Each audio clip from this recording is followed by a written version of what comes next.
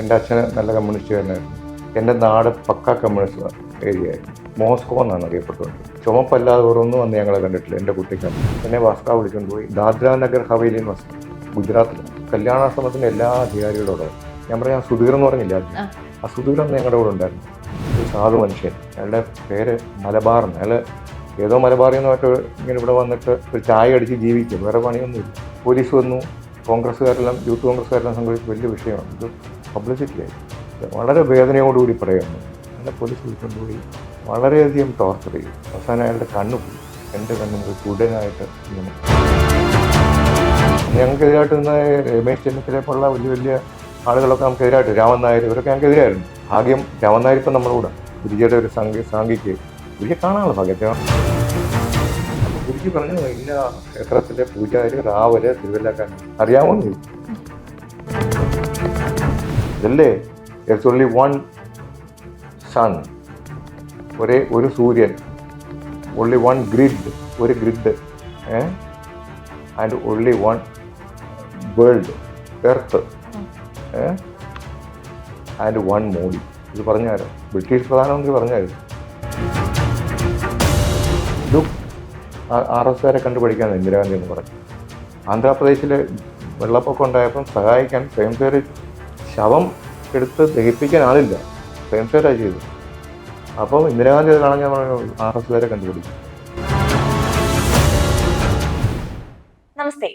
ഭാരതത്തിന്റെ പൈതൃകത്തെയും ദേശീയതയും ചേർത്ത് പിടിക്കുന്ന രാഷ്ട്രീയ സ്വയം സേവക് സംഘ് അതിന്റെ ശതാബ്ദി വർഷത്തിലേക്ക് കടക്കുകയാണ്. ഈ വേളയിൽ ഇന്ന് എനിക്കൊപ്പമുള്ളത് മുതിർന്ന സ്വയം സേവകനായ അഡ്വക്കേറ്റ് G. നരേഷ് കുമാറാണ്. നമസ്കാരം. നരേഷ് ജി 1967 തുടങ്ങിയ രാഷ്ട്രീയ സ്വയം സേവക് സംഘിനൊപ്പമുള്ള ജീവിതമാണ്. ഇന്ന് 2025 എത്തി നിൽക്കുന്നു. സംഘം 100ാം വർഷത്തിലേക്ക് കടക്കുന്നു.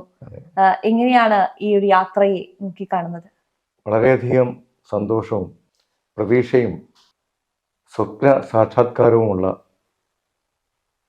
ഒരു മനസ്സാണ് ഇപ്പം നമ്മുടെ മനസ്സിലുള്ളത്, നമുക്ക് തോന്നുന്നത്. ഇതിൻ്റെ തുടക്കത്തിൽ ഇതൊന്നും അറിയില്ലല്ലോ, ഇങ്ങനെ ഭാരതം എത്തിച്ചേരും എന്ന് കൊച്ചുകുട്ടികളായ ഞങ്ങൾക്കറിയില്ലായിരുന്നു. അപ്പൊ അന്നത്തെ ഒരു കാലഘട്ടത്തെ എടുത്തു നോക്കുകയാണെങ്കിൽ നമുക്കറിയാം, അടിയന്തരാവസ്ഥയ്ക്ക് മുൻപ് അല്ലെങ്കിൽ ആ ഒരു കാലഘട്ടത്തിലൊക്കെ നമ്മളൊരു സംഘപ്രവർത്തകനാണ് എന്ന് പറയുമ്പോൾ ആളുകൾ നമ്മളെ കണ്ടിരുന്ന ഒരു രീതിയുണ്ട്, അല്ലെങ്കിൽ അവർ നമ്മളോട് പെരുമാറിയിരുന്ന ഒരു രീതിയുണ്ട്. പക്ഷെ ഇന്ന് ഏതൊരിടത്തും ഏറ്റവും അഭിമാനത്തോടെ പറയാൻ പറ്റുന്ന രീതിയിലേക്ക് സംഘം മാറിയിട്ടുണ്ട്. അല്ലെങ്കിൽ സംഘത്തെ കുറിച്ചുള്ള ആളുകളുടെ കാഴ്ചപ്പാടുകൾ അത്തരത്തിൽ വലിയ രീതിയിൽ, സംഘം അന്നും ഇന്നും എല്ലാം ഒരേ ആശയത്തിൽ ഊന്നി പ്രവർത്തിച്ചത് തന്നെയാണ്. പക്ഷെ ആളുകളുടെ കാഴ്ചപ്പാടുകൾ അതിനനുസരിച്ച് മാറിയിട്ടുണ്ട് എന്നുള്ളത് തോന്നിയിട്ടില്ലേ? കാഴ്ചപ്പാട് മാറിയിട്ടുണ്ട് തീർച്ചയായിട്ടും. അതോടൊപ്പം തന്നെ അന്നും സംഘത്തിനെ നന്നായിട്ട് ആളുകൾ ബഹുമാനിച്ചിട്ടുണ്ട്. അത് ഇപ്പം നമ്മൾ കാണുന്ന നമ്മുടെ എതിർഭാഗത്ത് നിൽക്കുന്ന പല ആളുകളും അന്നും അവർ നമ്മളെ ബഹുമാനിച്ചിട്ടുണ്ട്. അതിൽ പല ആളുകളും സംഘത്തോടൊപ്പം ഇന്ന് യാത്ര ചെയ്യുന്നുണ്ട്. സർവരെയും ഉള്ളിലാക്കുക എന്നുള്ള, നമ്മുടെ കൂടെ എത്തിക്കുക എന്നുള്ളൊരു മഹത്തായ ഒരു സങ്കല്പമാണല്ലോ സംഘത്തിനുള്ളത്. അതുകൊണ്ട് അത് സാധിച്ചിട്ടുണ്ട്. ഇപ്പൊ ചെറിയ പ്രായത്തിലാണ് സംഘത്തിലേക്ക് കടന്നു വരുന്നത്. അതും ഒരു കമ്മ്യൂണിസ്റ്റുകാരനായ അച്ഛന്റെ മകനായിട്ടാണ്. എങ്ങനെയാണ് ആ ഒരു വരവ്, അല്ലെങ്കിൽ സംഘത്തിനെ എങ്ങനെയാണ് അറിയുന്നത്? ഞാൻ തീരെ കൊച്ചുകുട്ടിയായിരിക്കുമ്പോഴാണ് സംഘത്തിൻ്റെ ആളുകളെ കാണാൻ തുടങ്ങിയത്. ഞാൻ ജീവിച്ചു വളർന്ന സ്ഥലവും എൻ്റെ വീടും സംഘവുമായിട്ട് വലിയ ബന്ധമുള്ള വീടൊന്നും ആയിരുന്നില്ല. എൻ്റെ അച്ഛന് നല്ല കമ്മ്യൂണിസ്റ്റുകാരനായിരുന്നു. എൻ്റെ നാട് പക്ക കമ്മ്യൂണിസ്റ്റ് ഏരിയയായിരുന്നു. മോസ്കോ എന്നാണ് അറിയപ്പെട്ടുകൊണ്ടിരുന്നത്. ചുമപ്പല്ലാതെ വേറൊന്നും വന്ന് ഞങ്ങളെ കണ്ടിട്ടില്ല എൻ്റെ കുട്ടിക്കാലത്ത്. അപ്പോൾ അത് കണ്ടാണ് ശരിക്കും വളർന്നത്. കൊച്ചു കുട്ടിയായിരിക്കുമ്പോഴുള്ള കാഴ്ചയായിരുന്നു. പക്ഷേ എൻ്റെ വീടിന് അടുത്തൊരു RSSകാരൻ്റെ വീടുണ്ടായിരുന്നു, സംഘത്തിൻ്റെ സ്വയംസേവൻ്റെ, ചുമതലപ്പെട്ടാണ് എൻ്റെ വീട്. അപ്പോൾ എൻ്റെ വീടിൻ്റെ മുന്നിൽ കൂടാണ് അന്നത്തെ പ്രചാരകന്മാരും ഒക്കെ പോകുന്നത്. അപ്പോൾ ഞങ്ങൾ കളിച്ചുകൊണ്ടിരിക്കുന്ന സമയത്ത് അവരെ കാണുകയും അവരെ നടപ്പിന് തന്നെ ഒരു ശൈലമുണ്ടായിരുന്നു. ശരിയായിട്ട് നടക്കുന്ന ദാമോദര നമ്പൂരി ആദ്യത്തെ പ്രചാരകയാണ് കണ്ടത് ഓർക്കുന്നത്. ഞാനൊരു RSS പ്രചാരകനായിട്ട് കാണുന്ന ആദ്യം ദാമോദരൻ നമ്പൂതിരിയാണ്. അദ്ദേഹം ഇങ്ങനെ നടന്നു പോകുന്ന നമ്മളെ നോക്കി ഒരു ചെറിയ ചിരിയിരിച്ച് പോകുന്നതൊക്കെ ശ്രദ്ധിച്ചിട്ടുണ്ട്. ശാഖയിൽ വരാനുള്ള പ്രായമൊന്നും ആയിട്ടില്ല ഇപ്പം നമ്മൾ. പിന്നെ മാന്യ ഭാസ്കറാവു, ഞാൻ പിന്നീടാണ് ഭാസ്കറാവു ആണെന്ന് തന്നെ അറിയുന്നത്. അതൊരു വലിയ ദർശനമായിരുന്നു എന്നെ സംബന്ധിച്ചിടത്തോളം. കാരണം അദ്ദേഹം ഈ സംഘ സ്വയംസേവൻ്റെ വീട്ടിലേക്ക് ചില ദിവസങ്ങളിലൊക്കെ പോകുന്നത് കണ്ടിട്ടുണ്ട്. ട്രൗസറും ഒക്കെ ഇട്ടാണ് പോകുന്നത്. എൻ്റെ വീടിൻ്റെ അവിടെ നിന്ന് ഏതാണ്ട് 1 കിലോമീറ്റർ ദൂരെയാണ് സംഘശാഖയുള്ളതെന്ന്. അപ്പോൾ അവിടെ വന്നാതൊന്നും അറിയില്ല. പക്ഷേ അവിടുന്ന് വരുന്നതാണ് അദ്ദേഹം. ശാഖ വന്നിട്ട് ഈ സംഘ മുഖേഷൻ്റെ വീട്ടിലേക്ക് പോവാണ്. അപ്പോൾ എന്നെ നോക്കിയിട്ട് ഇങ്ങനെ ചിരിക്കുകയും ലാളിക്കുന്ന പോലുള്ള ഒരു പെരുമാറ്റമൊക്കെ അദ്ദേഹത്തിൻ്റെ ഭാഗത്തുനിന്ന് കണ്ടിട്ടുണ്ട്. പിന്നീടാണ് മനസ്സിലായി ഭാസ്കരറാവു ആണിത്, ആ മഹാത്മാവിനെയാണ് എനിക്ക് ദർശിക്കാൻ സാധിച്ചത് എനിക്ക് പിന്നെ മനസ്സിലായി. ഒരുപക്ഷെ അതുകൊണ്ടായിരിക്കാം ഞാൻ സംഘ സ്വയംസേവനായത്. അതിനുശേഷം പിന്നെ ഞാൻ എൻ്റെ ഓർമ്മ ശരിയാണ് 6ാം ക്ലാസ്സിൽ 7 പഠിക്കുമ്പോഴാണ് 1968 67 68 ആ കാലഘട്ടത്തിലാണ് ശാഖയിൽ വരുന്നത്. സംഘ ഏജ് വേണേൽ അന്ന് തൊട്ടുള്ളതെന്ന് പറയാം. ആക്റ്റീവ് ഒന്നും ആയിരുന്നില്ല. ശാഖയിൽ ഇങ്ങനെ വല്ലപ്പോഴും വരും, കുട്ടികളുടെ കൊടുക്കുന്ന കളിക്കത്തായിരുന്നു. പിന്നെ അത് കഴിഞ്ഞ് വീണ്ടും ഒരു വർഷം 1-2 വർഷം കഴിഞ്ഞിട്ടാണ് പിന്നെ റെഗുലറായിട്ട് ശാഖ വരാൻ തുടങ്ങി. ഒരു സ്വയംസേവകൻ്റെ ഉണ്ടല്ലോ, സ്വയംസേവകനായി നേരത്തെ എങ്കിൽ പോലും റെഗുലറായിട്ട് വരാൻ തുടങ്ങിയത് ശാഖായ പ്രവർത്തകൻ ഒരുണ്ടല്ലോ, അതിലേക്കൊരു ഇതായത് ഞാൻ ഒരു 1-2 വർഷങ്ങൾ കഴിഞ്ഞിട്ട് ഞാൻ 8ൽ പഠിക്കും, 8ൽ പഠിക്കുമ്പോൾ. ഇന്നും എനിക്ക് ആ ഗണഗീതത്തിൻ്റെ അത് ഒരു വലിയ ഇമ്പമാണ് ഗണഗീതം കേൾക്കുമ്പോൾ. ഞാനിപ്പോഴും ഞങ്ങളുടെ ശാഖയിൽ അത് പഴയ ഗണഗീതം പാടാറുണ്ട്. ഇപ്പോഴത്തെ സ്ഥിതി നോക്കുകയാണെങ്കിൽ വലിയ അഭിമാനത്തോടുകൂടി പറയാൻ സാധിക്കും. ആ സ്ഥലത്ത് സംഘത്തിൻ്റെ ഏറ്റവും ശക്തി കേന്ദ്രമായിട്ട് മാറിയ ഭാഗം എനിക്ക് അഭിമാനത്തോടുകൂടി പറയാൻ സാധിക്കുന്നത്. ധാരാളം സ്വയംസേവരുള്ള ഭാരതീയ ജനതാ പാർട്ടിയുടെ മെമ്പറും ഉള്ള സ്ഥലമായിട്ട് മാറിയ പ്രദേശം. എനിക്ക് തോന്നുന്നു വനവാസി കല്യാണവുമായി ബന്ധപ്പെട്ടിട്ട് നീണ്ടകാലം പ്രവർത്തിക്കാനുള്ള ഭാഗ്യം. ഞാൻ ഇതിന് ശേഷം ഈ ഗണനായകമായി കഴിഞ്ഞ 1 വർഷം കഴിഞ്ഞപ്പോൾ എന്നെ പിന്നീട് അന്ന് ജയകുമാർ എന്ന് പറഞ്ഞ ഒരു പ്രചാരക്കാരൻ, അദ്ദേഹം വന്നതിന് ശേഷം ഞാൻ റെഗുലർ ശാഖയുടെ ജയൻ ചേട്ടൻ, ഞങ്ങളുടെയൊക്കെ ജയൻ ചേട്ടന് ശാഖയെ വരുന്ന സമയത്ത് ഒരു ശാഖയുള്ളായിരുന്നു. തിരുവല്ലയിലാകുമ്പോൾ 28 മണ്ഡലം, പടിഞ്ഞാറ് തലവടി മുതൽ കിഴക്ക് പെരുമ്പട്ടി വരെയുള്ള ഒരു വലിയ പ്രദേശമാണ് തിരുവല്ല താലൂക്ക്. ഇത്രയും സ്ഥലത്ത് അതിലാകെ ഒരു ശാഖ ഉണ്ടായിരുന്നു. പിന്നെ തലവടിയിൽ മറ്റൊരു ശാഖ ഉണ്ടായിരുന്നു, ഇത് തന്നെ. അപ്പോൾ ഈ പല സമയത്ത് ശാഖ നിന്നുപോകും, പ്രവർത്തകരില്ലാതെ. OTC ഒക്കെ ആയിക്കാൻ ശാഖയില്ല. ഭാസ്കരറാവു നിശ്ചയിച്ചു തിരിച്ചു വിളിക്കാം, ഇനിയിപ്പോൾ ശാഖയൊന്നും ഇപ്പോൾ തൽക്കാലം വേണ്ട എന്നൊക്കെ തീരുമാനിച്ചിരുന്നു. പക്ഷേ ജയൻ ചേട്ടൻ എന്ന് പറഞ്ഞാൽ അദ്ദേഹം മിടുമിടുക്കനായ ഒരു പ്രചാരകൻ. അദ്ദേഹം പറഞ്ഞു, ശരി, ഞങ്ങൾ ഒരു കാര്യം ചെയ്യാം, ഒന്നുകൂടെ ശ്രമിക്കാം എന്ന് പറഞ്ഞ് തിരിച്ചു വന്നു. വന്നതിന് ശേഷമാണ് ഒരു യുവ സമൂഹത്തേക്ക് ഇപ്പോൾ ഡോക്ടർ രാമേന്ദ്രൻ, പ്രതാപേന്ദ്രവർമ്മ, മുരളി, ഞങ്ങളൊക്കെ അതിന് ശേഷം അവരുടെ കൂടെ ഉണ്ടായിരുന്ന ഒരു ടീമാണ്. അവരെക്കാൾ ഇളയവരെയാണ് ഞങ്ങൾ. അങ്ങനെ ഒരു ടീമിനെ കിട്ടി. പിന്നെ അതിൽ നിന്ന് തിരുവല്ലയ്ക്ക് തിരിഞ്ഞു നോക്കേണ്ടി വന്നിട്ടില്ല. ഇന്ന് വരെ സംഘത്തിൻ്റെ ശാഖ നിന്നിട്ടില്ല തിരുവല്ലയിൽ. അതിനുശേഷം അതൊരു വളരെ അഭിമാനത്തോടുകൂടി പറയാവുന്ന കാര്യമാണ്. അതിന് ഫൗണ്ടേഷൻ ഇട്ട് അന്നത്തെ ആ പ്രവർത്തകരാണ്. പിന്നെ ക്യാമ്പിന് ശേഷം നമുക്ക് വളരെ ആവേശം തരുന്ന പല അധികാരികളുമായിട്ട് പരിചയപ്പെടാൻ സാധിക്കും. ഭാസ്കർറാവു, മാധവ്ജി, ചന്ദ്രശേഖർജി, ഹരിയേട്ടൻ, ഇവരെല്ലാം വന്ന് തിരുവല്ലായി വരും. ഗോപൻ ചേട്ടൻ, വൈക്കം ഗോപകുമാർ, ഇവരെല്ലാം തിരുവല്ലായി വരികയും അവരോടൊക്കെ ഉള്ള ജീവിതം ഒരു വലിയ അനുഭവം. അവരുടെ ഒപ്പം പ്രവർത്തിക്കാൻ പറ്റിയ അല്ലെങ്കിൽ വലിയ അനുഭവം. പിന്നെ അത് കഴിഞ്ഞ് പിന്നെ എമർജൻസി ആയി. 75 എമർജൻസി ഡിക്ലെയർ ചെയ്തു. എമർജൻസി ഡിക്ലെയർ ചെയ്തപ്പോൾ തിരുവല്ലയിൽ അത്യാവശ്യം സംഘത്തിന് ശക്തിയായി പ്രവർത്തനം. ഏതാണ്ട് ഒരു നല്ല ടീം വന്നു തിരുവല്ലയിൽ. എമർജൻസി കഴിഞ്ഞപ്പോൾ എമർജൻസി സമയത്ത് തന്നെ ഇവിടെ ശാഖ ഞങ്ങൾ നടത്തുന്നത്. ശാഖ ഒരു മാറ്റമില്ല. ഞങ്ങൾ പക്ഷേ മറ്റു ചില പേരുകളിലൊക്കെ പ്രാർത്ഥനയില്ല, നിർബന്ധമായിട്ട്. അത് വളരെ നിർബന്ധമായിരുന്നു. പോലീസ് അന്വേഷിക്കുന്നുണ്ടായിരുന്നു ആ സമയത്ത്. ഞങ്ങൾ എല്ലാം കൊച്ചുകുട്ടികൾ, ചെറുപ്പക്കാരാണ്, എല്ലാം 17, 18, 19 വയസ്സുള്ളവർ. അന്ന് തീരുമാനിച്ചു ജയിൽ ഒരു സമരം നടത്താൻ നിശ്ചയിച്ചു. ആ സമരത്തിനോട് പങ്കെടുക്കാൻ സാധിച്ചു. നിരവധി തവണ ഭാസ്കരറാവിനെ പോലുള്ള ആളുകൾ തിരുവല്ലായി വന്നതിന് വേണ്ടിയിട്ട് ചർച്ചകൾ നടത്തി. അവസാനം ഞങ്ങൾ 6 പേര് പോകാൻ വേണ്ടി തയ്യാറായി. തിരുവല്ല കവലയിൽ പോയിട്ട് സമരം ചെയ്ത് ഞങ്ങളെ റിമാൻഡ് ചെയ്തു. കുറച്ചു കാലം ജയിലിൽ കഴിഞ്ഞു. അക്കൂട്ടത്തിലിപ്പോൾ അന്ന് ജയിൽ ജീവിതം അനുഭവിച്ച തിരുവല്ലയിൽ സമരം ചെയ്ത 2 പേരെ ഇപ്പോൾ ജീവിച്ചിട്ടുള്ളൂ, ഞാനും പ്രതാപൻ ചേട്ടൻ. ബാക്കിയെല്ലാവരും മരിച്ചു. ബഹുമാനപ്പെട്ട PK കൃഷ്ണൻപിള്ളയുടെ നേതൃത്വത്തിലാണ് ഒന്ന് സമരം ചെയ്തത്. ഒരു കൂട്ടം ആളുകൾ ഇവിടെ സമരം ചെയ്തു പോയി. അതിനു മുമ്പ് തന്നെ കോൺഗ്രസ്സുകാർ, ഇന്ത്യൻ നാഷണൽ കോൺഗ്രസ്സുകാർ ഞങ്ങൾ ചില പോസ്റ്ററുകളൊക്കെ ഇങ്ങനെ എഴുതും. ഈ പോസ്റ്ററുകളെല്ലാം വലിച്ചു കീറിക്കളയൊക്കെ ചെയ്തത്. ഞങ്ങൾ 4-5 പേരുണ്ടായിരുന്നു ഈ പണി ചെയ്യാൻ. എന്നിട്ട് ഞങ്ങൾ കിഴക്കണ്ട ജംഗ്ഷൻ, സിവിൽ ക്ഷേത്രം സമയമുള്ള കിഴക്കണ്ട ജംഗ്ഷൻ കീഴി ഇങ്ങനെ പോയപ്പോൾ ഒരു സാധു മനുഷ്യൻ, അയാളുടെ പേര് മലബാർ എന്ന്, അയാൾ ഏതോ മലബാറിൽ നിന്നുമായിട്ട് ഇങ്ങനെ ഇവിടെ വന്നിട്ട് ഒരു ചായ അടിച്ച് ജീവിക്കുക, വേറെ പണിയൊന്നുമില്ല. ഒരു സാധു മനുഷ്യൻ. അയാളെ ചോദിച്ചു ആരാന്ന് ചോദിച്ചു. അപ്പോൾ ഞങ്ങൾ ഓടി രക്ഷപ്പെട്ടു. ഈ മനുഷ്യൻ്റെ അപ്പോഴത്തേക്ക് രാവിലെ നേരം വെളുത്തപ്പോൾ പോസ്റ്റെല്ലാം വിളിച്ചൊരു വലിയ വിഷയമായി, ഭയങ്കര വലിയ പ്രശ്നമായിരുന്നു. പോലീസ് വന്നു, കോൺഗ്രസ്സുകാരെല്ലാം യൂത്ത് കോൺഗ്രസ്സുകാരെല്ലാം സംഘടിച്ച് വലിയ വിഷയമാണ്. ഇത് പബ്ലിസിറ്റി ആയി. ആരാന്ന് കണ്ടുപിടിക്കണം. അപ്പോൾ ഈ പാവം മനുഷ്യൻ പറഞ്ഞു ഞാനെ കണ്ടു ആരാന്ന്, ആരോ കുറച്ചൊരു ഓടിപ്പോകുന്നുണ്ടെന്ന്. വളരെ വേദനയോടുകൂടി പറയുകയാണ് ഞാൻ. ആ മനുഷ്യനെ പോലീസ് വിളിച്ചുകൊണ്ട് വരും. അയാൾക്കറിയില്ല ആരാന്ന്, ഞങ്ങളെ കൂടി രക്ഷപ്പെട്ടില്ല.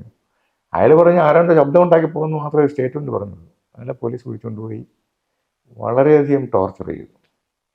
അവസാനം അയാളുടെ കണ്ണ് പോയി, 2 കണ്ണും പോയി, കുടനായിട്ട് ഇങ്ങനെ വടി കുത്തി നടക്കുന്ന ദയനീയ കാഴ്ച എനിക്ക് കാണാൻ സാധിച്ചു.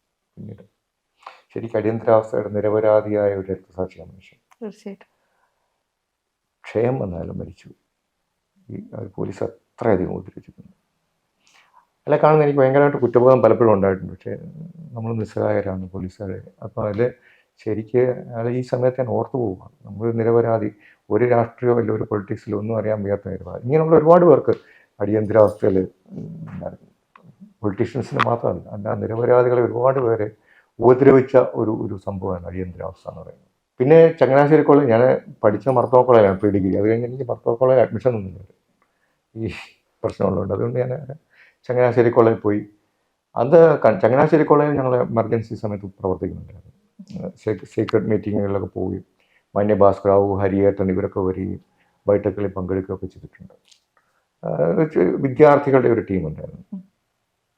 പിന്നെ അത് കഴിഞ്ഞ് പിന്നെ അത് 76-ലാണ്, 76, 77 കാലത്ത് 77 എമർജൻസി പിൻവലിച്ചു.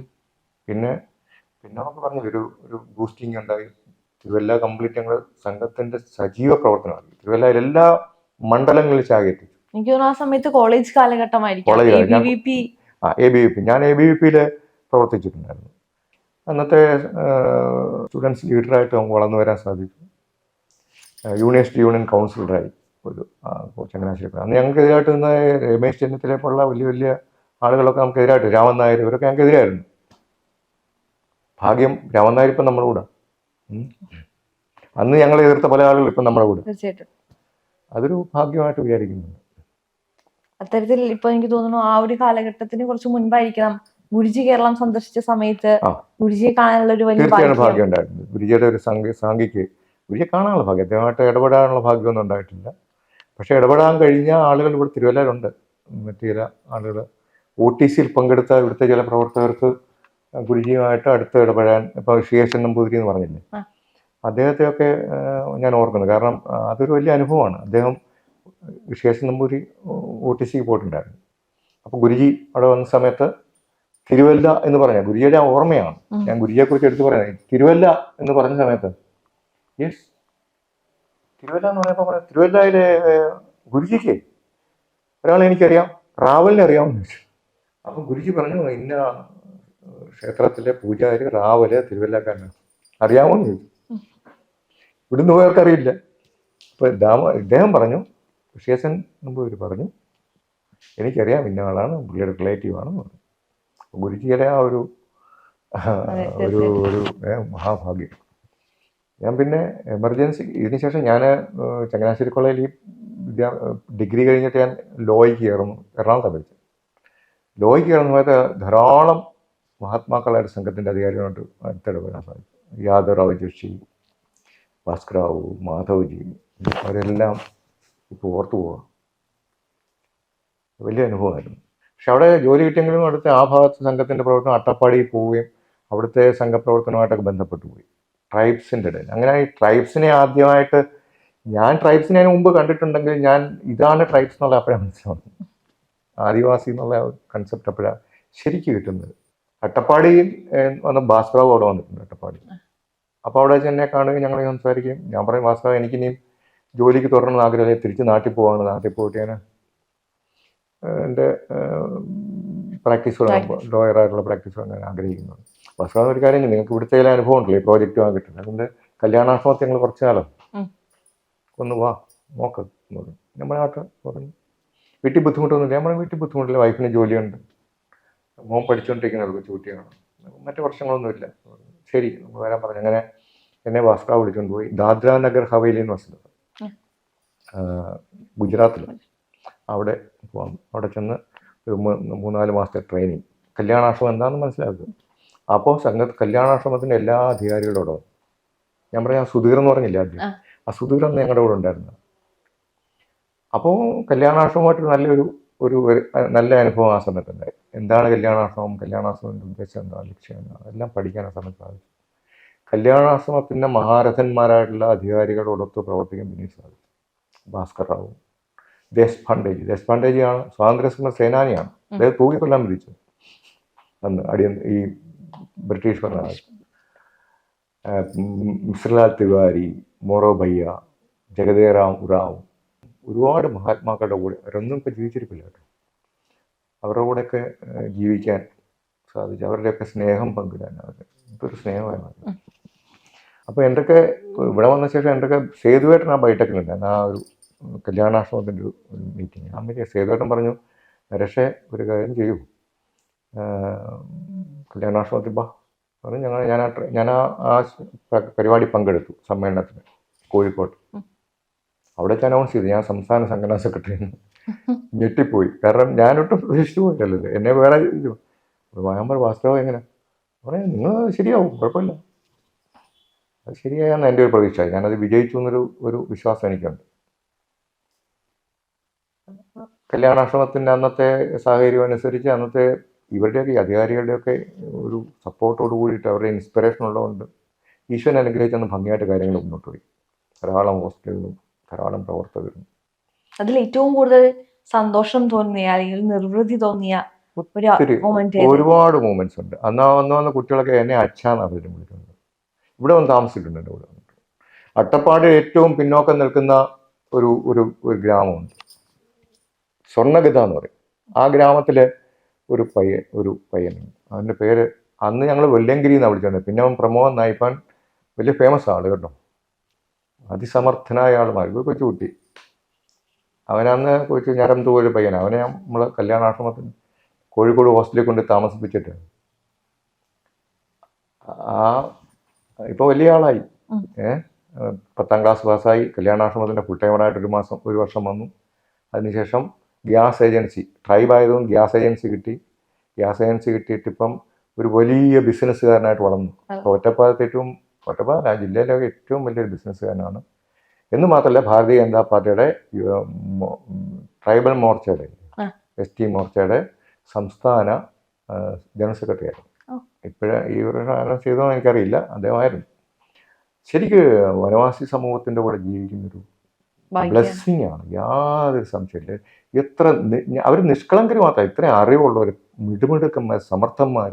4 ഹോസ്റ്റലുണ്ട്. തിരുവനന്തപുരത്ത് ഒരു ഹോസ്റ്റലുണ്ട്, കോഴിക്കോട്ടുണ്ട്, ഏച്ചോത്തുണ്ട്, കണിയാമ്പറ്റുണ്ട്. പിന്നെ ക്ഷേത്രം നടത്തുന്നുണ്ട്, ഒരു സ്കൂൾ നടത്തുന്നുണ്ട്. അങ്ങനെ കുറേ കാര്യങ്ങൾ, കുറേ പ്രോജക്റ്റുകൾ ഭംഗിയായിട്ടാണ് പോകുന്നത്.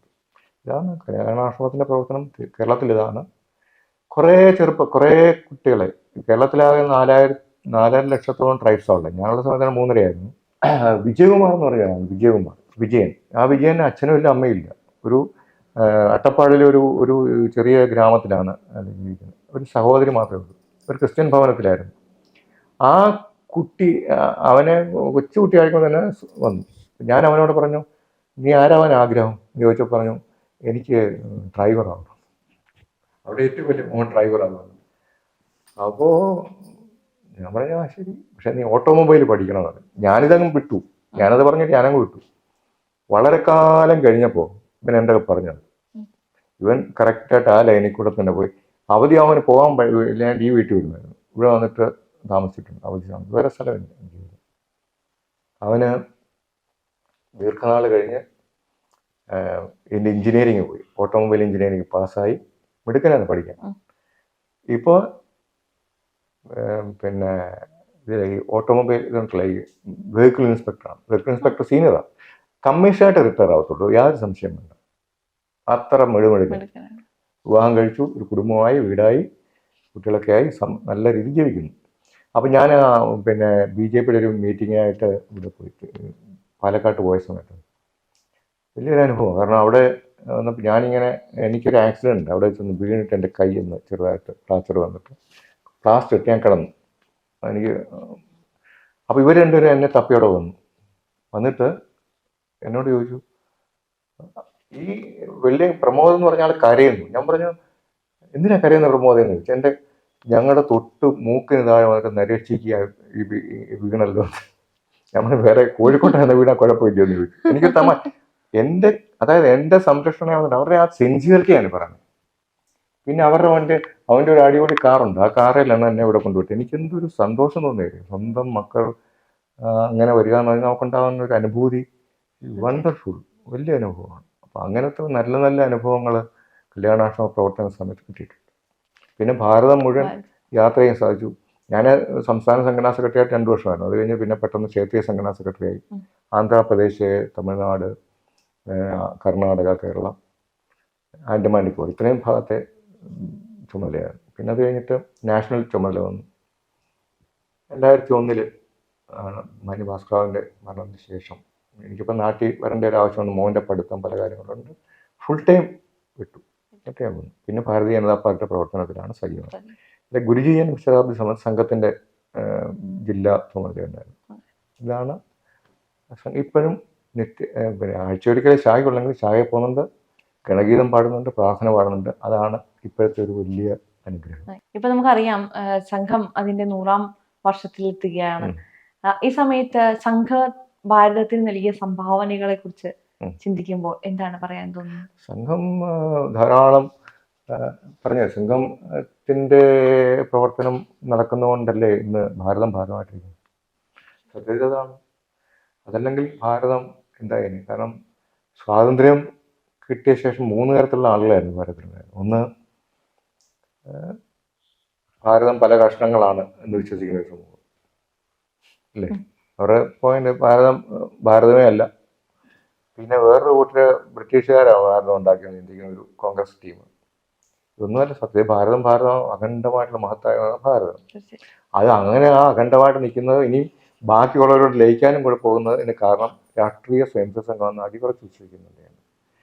ഉറപ്പായിട്ടുണ്ടാവും. കാര്യം ഇത് അങ്ങനത്തെ അതിലേക്കുള്ള യാത്രയാണ് ഇപ്പം നടത്തുന്നത്. അതല്ലേ, ഇറ്റ്സ് ഓൺലി വൺ സൺ, ഒരു സൂര്യൻ, ഓൺലി വൺ ഗ്രിഡ്, ഒരു grid, and only one world, earth, and one Modi. ഇത് പറഞ്ഞാല് ബ്രിട്ടീഷ് പ്രധാനമന്ത്രി പറഞ്ഞാല് അത്രയും വലിയ സർട്ടിഫിക്കറ്റ് അവൻ കിട്ടും. അപ്പം ഈ ലോകത്തെ ഏറ്റവും വലിയ മഹാനായ നേതാവായിട്ട് വളർന്നു വരാൻ ഭാരതത്തിലെ ഒരു പുത്രന് കഴിഞ്ഞു. അതോടൊപ്പം തന്നെ മറ്റു പല രാജ്യങ്ങളിലെയും നേതാക്കന്മാരായിട്ട് വളരാനും ഭാരതപുത്രന്മാർ സാധിക്കുന്നുണ്ട്. അല്ലേ, ഗോമാതാവിനെ ആരാധിക്കുന്ന ഒരു ബ്രിട്ടീഷ് പ്രധാനമന്ത്രി ഉണ്ടായി. അതെ, തീർച്ചയായിട്ടും. അല്ലേ, അതുപോലെ തന്നെ ഒരു ഗോമാതാവിനെ ആരാധിക്കുന്ന വേറൊരു അമേരിക്കൻ വൈസ് പ്രസിഡന്റും ഉണ്ടായി. അതങ്ങനെ പറഞ്ഞുകൊണ്ടിരിക്കും. അത് ഉറപ്പാണ്. ഈ ഒരു കാലഘട്ടത്തില് ശാഖകൾ എത്രത്തോളം പ്രധാനപ്പെട്ടതാണ്? വളരെ പ്രധാനപ്പെട്ടാണ്. സംഘശാഖ ഇത് പറഞ്ഞ എനർജി കിട്ടുന്ന സംഘശാഖ കൂടാണ്. ശക്തി കേന്ദ്രം അതാണ്. സംഘത്തിന്റെ ശാഖയിലെ ഒരു സ്വയംസേന ആദ്യം വരുമ്പോൾ ബുദ്ധം ശരണം ഗച്ഛാമി എന്ന്. കാരണം ബുദ്ധനാണല്ല, അതായത് വന്ന് നമ്മളെ കാണുന്ന ചേട്ടൻ, ആ ചേട്ടനാണ് നമ്മളെല്ലാം. ആ ചേട്ടൻ പറഞ്ഞാൽ കണ്ടു ചാടും അല്ലേ. മെല്ലെ മെല്ലെ അവന് വീണ്ടും കുറച്ചുകൂടി വളരുക സംഘത്തിന്. പിന്നെന്തോ ബുദ്ധൻ കഴിഞ്ഞാൽ പിന്നെ സംഘം ശരണം ഗച്ഛാമിയായി. അപ്പം സംഘം RSS ആണല്ല, സംഘമാണല്ല എന്നുള്ള ലെവലിലെത്തിയാണ്. അതിന് അടുത്ത സ്റ്റെപ്പ് വരുന്നത് ധർമ്മം ശരണം, അത് ധർമ്മത്തിലെത്തും. അപ്പോൾ സ്വയംസേവന്റെ പരിപൂർണ്ണ വളർച്ച ധർമ്മം ശരണം ഗച്ഛാമിയിൽ എത്തുകയാണ്. അതിന് എവിടുന്നാണ് തുടങ്ങുന്നത്? സംഘത്തിന്റെ ശാഖ എന്നാണ്. ശാഖ ഇപ്പൊ everything will be sold at RSS ശാഖ. അതൊരു ഉറപ്പായ സംഭവമാണ്. RSSന്റെ ശാഖ 3 പേരുള്ളതിൽ ശരി മതി. അതൊരു ഭയങ്കര ഊർജ്ജ കേന്ദ്രം. അത് ഈശ്വരൻ ഡോക്ടറുടെ രൂപത്തിൽ നമുക്ക് തന്ന സാധനമാണ്. അത് സംശയമില്ല. സംഘേ ശക്തിയെ കലവ് യുഗേ എന്നാണ്. കലിയുഗത്തിലെ സംഘടനാ ശക്തിയാണ് ഉണ്ടാവുന്നതെന്നാണ് പറയുന്നത്. അത് നമ്മുടെ RSSന്റെ രൂപത്തിൽ വരുന്നു എന്ന് മാത്രം. അത് പ്രമാണമാണ്. ശാരീരികമായും മാനസികമായ ശക്തി, ഏത് പ്രതിബന്ധങ്ങളും നേരിടാനുള്ള ശക്തി. അതുകൊണ്ടാണ് വലിയ വെള്ളപ്പൊക്കം ഉണ്ടാകുമ്പോൾ സ്വയംസേവർ വൃത്തിയാടി ആളുകളെ രക്ഷിക്കാൻ ചെല്ലുന്നത്. സംഘത്തിന് എത്രയോ ആന്ധ്രാപ്രദേശിലുള്ള കൊടുങ്കാറ്റ് സമയത്താണെങ്കിലും അല്ലെങ്കിൽ ഡാം പൊട്ടി ഉണ്ടായ ദുരന്തം ഉണ്ടായപ്പോഴും വിമാനാപകടം ഉണ്ടായപ്പോൾ ഒക്കെ സ്വയംസേവരാണ് അത് ചെയ്തത്. ലുക്ക് RSകാരെ കണ്ടുപഠിക്കാനാണ് ഇന്ദിരാഗാന്ധി എന്ന് പറഞ്ഞു. ആന്ധ്രാപ്രദേശിലെ വെള്ളപ്പൊക്കം ഉണ്ടായപ്പം സഹായിക്കാൻ സ്വയംസേവർ ശവം എടുത്ത് ദഹിപ്പിക്കാൻ ആളില്ല, സ്വയംസേവരാണ് ചെയ്തത്. അപ്പം ഇന്ദിരാഗാന്ധി അത് കാണാൻ ഞാൻ പറഞ്ഞു RSകാരെ കണ്ടുപിടിക്കാൻ. റിപ്പബ്ലിക് ഡേ പീരീഡില് അതെ മാർച്ച് അത് നെഹ്റുവിൻ്റെ കാലത്ത്. അപ്പം ഇങ്ങനെയൊക്കെയുണ്ട്. അപ്പം ഇന്ന് നമ്മളെ എതിർക്കുന്ന ആൾക്കാർ ഒരു സംശയമില്ല, അവർ നാളെ നമ്മുടെ കൂടെ വരും. എല്ലാവരും നമ്മുടെ കൂടെ നിലവിലുള്ളവരും ഇനിയും വരാനുള്ളവരും ഇത്രയേ ഉള്ളൂ. അങ്ങനെ രണ്ട് കൂട്ടരേ ഉള്ളൂ ഈ ഭാരതത്തിൽ, വരാനുള്ളവരും ഇന്നുള്ളവരും. എന്തായാലും ഒരുപാട് നന്ദി, ഒരുപാട് സ്നേഹം. വളരെ സന്തോഷം.